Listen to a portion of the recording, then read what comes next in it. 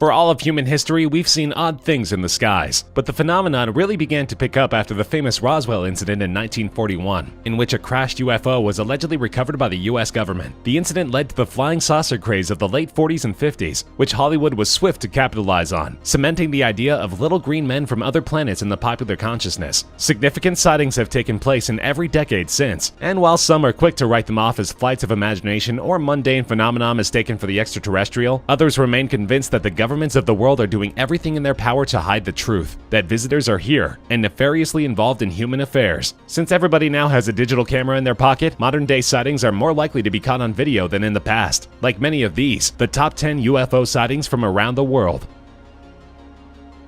It's not often that UFOs are caught on film in broad daylight, and it's even more rare for an apparent military response to be captured as well. This short clip was shot by a motorist on the M5 highway in the Midlands area of the UK, and it's not difficult to make out what we're seeing. A shiny round disc, looking for all the world like a classic flying saucer, is hovering over the area. As the unidentified cameraman shoots, two military fighter jets appear on the scene and buzz the object twice. The object then appears to do a kind of barrel roll before inexplicably disappearing from view. Journalist Nick Pope worked for the British Ministry of Defense investigating UFO sightings for over 20 years, and he was duly impressed with the footage. "This could be the real thing," he said. "A UFO in our airspace and military aircraft scramble to intercept. It's pretty difficult to parse out what exactly the object could have been if not a craft of some kind, and the presence of the fighter jets certainly couldn't be denied." But for their part, the Ministry of Defense had no comment on the incident.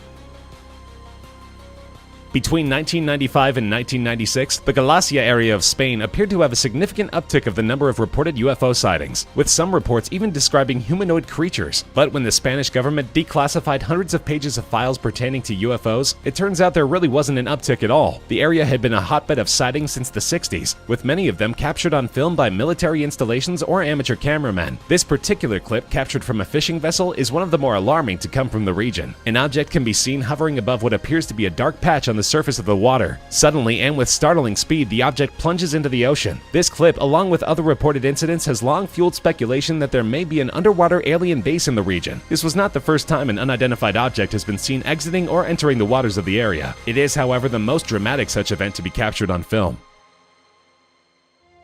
Speaking of dramatic unexplained events, this bizarre footage was captured over the night skies in Los Angeles in November 2015. An object streaks across the sky, leaving a shimmering white trail in its wake. It almost appears to be encased in some sort of bullet-shaped energy field as it blazes its path. LA residents are used to seeing weird things, but this was something else entirely. The strange anomaly was so prevalent in the sky that it could be seen as far away as Nevada and Arizona, and it of course prompted a deluge of phone calls to local law enforcement agencies and military bases, not to mention an outpouring of speculation on social media. The US Navy was quick to jump in with an explanation. They had fired an unarmed missile from a submarine off the California coast as a test. Of course, this in no way explains the otherworldly field of light, and it's also stretching plausibility a bit to suggest that the Navy would fire a missile of any kind without warning over one of America's largest cities, knowing full well the uproar such an event would cause. But we digress.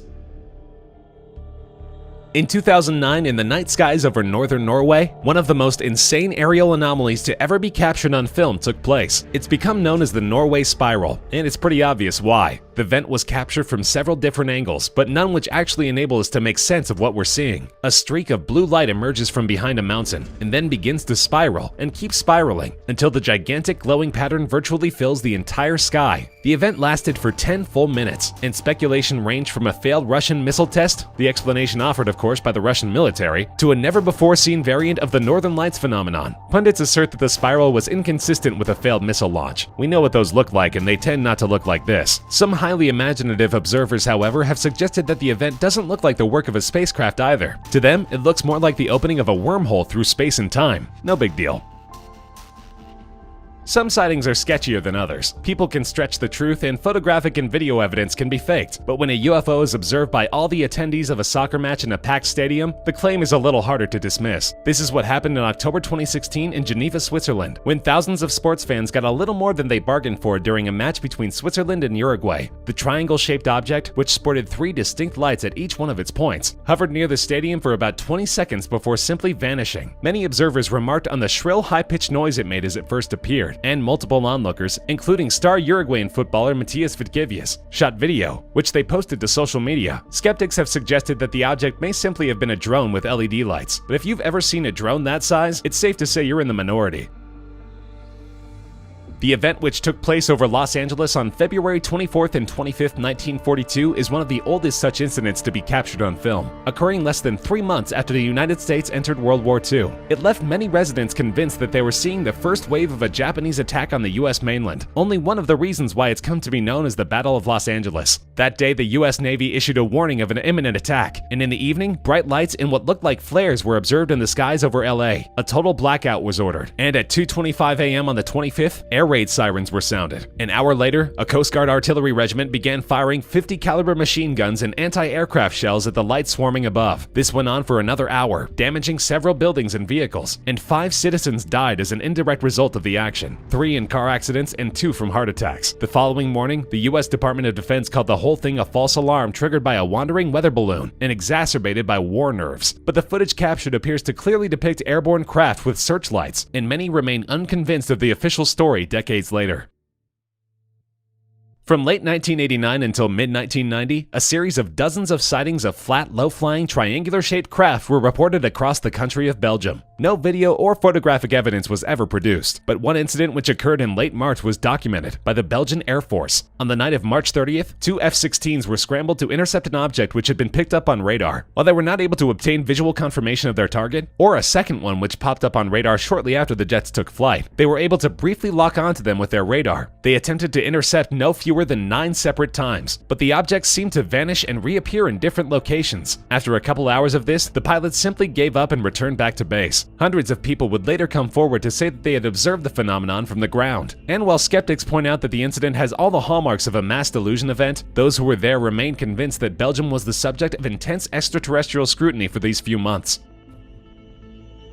In 2013, Boy Scout Alan Bergholt was camping with his troop near the Catalina Channel when he and everyone else present witnessed an amazing phenomenon. Not just one UFO, but hundreds of them, performing aerial maneuvers over the sea, which would have been impossible for any known aircraft to execute, including diving under the water and resurfacing again. Bergholt spoke about his experience with noted UFO researcher Preston Dennett, the author of 17 books on the subject and a specialist in USOs, or unidentified submerged objects. The boy was able to sketch 8 different types of craft he'd seen, and described them as looking as though they were made out of glass. For his part, Dennett was fascinated, as he remembered an extremely similar incident, which had taken place near Topanga Canyon in the 1990s, within viewing distance of the 2013 incident. Dennett speculated that the area may be a kind of parking lot for UFOs, or an underwater base, and whatever it is, it's apparently been there for decades. On January 12, 2007, 2 Royal Air Force pilots attempted to engage what one of them described as looking like a big rock, floating in a stationary position at about 17,000 feet, which is not something rocks are typically known to do. There's no video of the incident, but the radio transmissions between the 2 pilots describe a confounding situation, in which once again the object seems to instantly teleport itself to another location every time one of them starts to get near it. Throughout their pursuit, the object remains nearly stationary when not teleporting itself around. Showing, again, basically no airspeed on it. But not always, as one pilot exclaims excitedly that it just flew right over him. Back towards you. Dude, I can't tell. Some small, very small black object. I had it at 17.7. It just flew right over me.